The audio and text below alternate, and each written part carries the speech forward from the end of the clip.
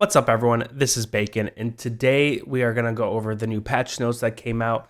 There's the companions and the classic. I'm just going to go over the companions today because classic didn't seem like there was anything too crazy. But companions has some pretty significant changes that I'm very curious about, and so I'm borderline looking forward to the release and seeing how these changes affect the game, or kind of getting more details because there's a few things that seem a little vague.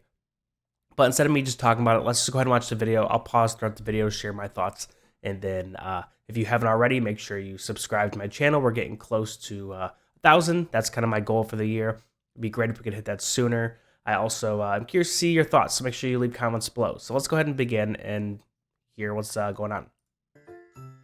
Moving on to the companion server, patch 2.271 introduces a new hero, enhancement to gameplay systems, and arrival of Fabled beasts. A new Lightbearer hero, Scarlett the Arcane Shadow, has been added.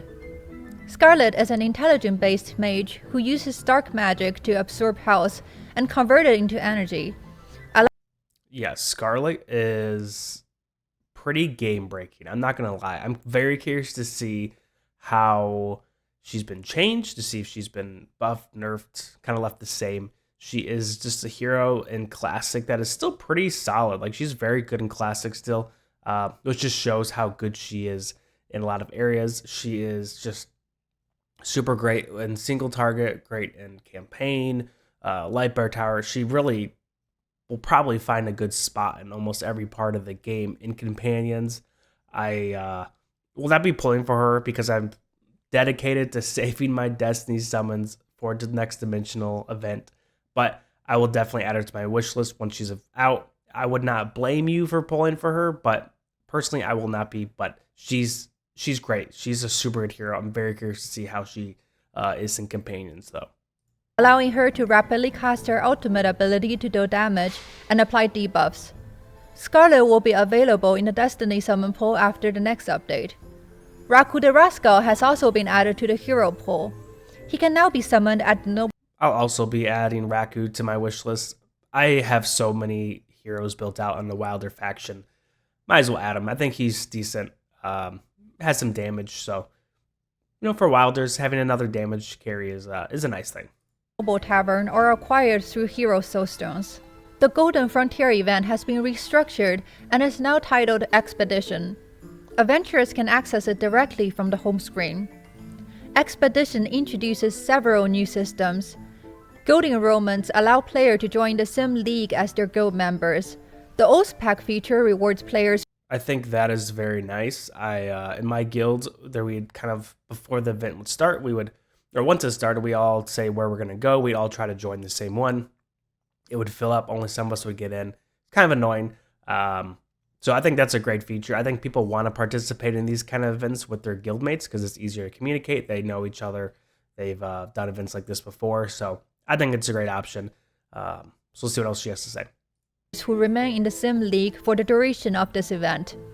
A league contribution point system has been added, which grants additional rewards based on player activity. Caravan will now appear in. She mentioned how there's basically incentives to stay in the league that you're put in, which I think is good. It's not fun when there's two teams that are stacked and everyone else is just like half-filled teams. I also like having a system where the more you contribute, the more you are active, you get rewarded. I think that's really important because there's a lot going on. It's a long event, so it's nice to be rewarded for staying active. Cities, and capturing these cities will unlock exclusive caravan bundles. So if you capture a city, you can use your shells to buy resources. We'll talk about the leaf in a second. Or you can buy things. I mean, whatever. I'm not going to get too far into Improvements has been made to the league management. Leaders and deputies can now manage permissions and issue siege commands during battle. A new skin for Hodgkin titled Captain Claw is now available as a reward for completing expedition. That's a cool skin. That's sick, I'm not going to lie. And I like having rewards like this kind of tossed into events. It kind of adds a little more fun to it. Quests. Additionally, the Radiant Seal and Gilded Garland avatar frame can be obtained through Expedition. A major addition in this update is the introduction of Fabled beasts. Each Fabled beast possesses exclusive skills, which unlocks as they evolve. The Wishing Shrine feature is now available after clearing stage 9-40 and capturing 100 beasts. Players can use wish leaves to attempt to capture specific Fabled beasts. The first Fabled beast, Celeste Wind, has been introduced. Celeste Wind enhances critical damage and improves the ability of allied heroes to land critical hits. It can be obtained. Let's go back for a second. I'm not going to go into the details of this, but I was actually thinking the other day, I was like, I'm surprised there hasn't been any additions of beast or anything in the game. So I guess this is the first kind of beast change, which is, the beast itself looks cool. Like, I like the look of it, the design. I'm very curious to see how you get these leaves up top that you will use to pull. I have a ton of the wish cards or whatever that you use to pull normal beasts, so I'm curious if there's a way to kind of transfer those or not. I don't know. But I am curious to see how this is. It could be good, depending on how they go about it. I'm not really kind of crossing my fingers too much. I feel like it's just going to be a pay-to-win thing, but who knows? Maybe I'll be wrong. Maybe this currency will be a lot more available than I'm thinking. But I like the look of the beast. I think it's cool they're adding more. Just curious how they execute this. Players can use wish leaves to attempt to capture specific Fabled beasts. The first Fabled beast, Celeste Wind, has been introduced. Celeste Wind enhances critical damage. I'm also curious what this blurred out section is like. You get them ascended, but what is this? Is this like a star rating or what is that? I don't know. And improves the ability of allied heroes. One final thought. It is interesting to have like these beasts, which I'm assuming will be better than all the other beasts that we have had in this game so far. That will, like, the average player, and I think even the whales, don't really have maxed out beast. And so I'm wondering if they're kind of giving up on that original system and kind of implementing this because the original system just sucks, if I'm going to be honest. So very curious to see if this is just like adding another problem or if it's like a solution. We'll see. To land critical hits. It can be obtained through the beast wishing system. Lastly, balancing system has been made to celestial and hypogean heroes.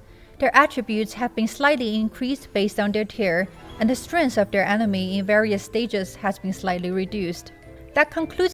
Now that is something I'm not really sure what that means. I don't know if that is like a faction bonus. Like, I don't know what that necessarily means. So I'm very curious to see what that means. I do think hypogenes and celestials, but really hypogenes just don't feel worth building or doing anything with. And I still don't think, the cost of them are just too great if you can't pull them with the stargaze and using diamonds. So I just think this might be their way of trying to buff the two factions to make them more desirable, to push people to buy more stargazing cards. That's my guess. I'm curious to see what the actual details of those buffs and the nerfs are that you mentioned at the end. So very curious about that. This video, feel free to share your thoughts with us in the comment section down below. So if you like this video, make sure you go to their AFK Arena page. This is like the main page. Make sure you like the video.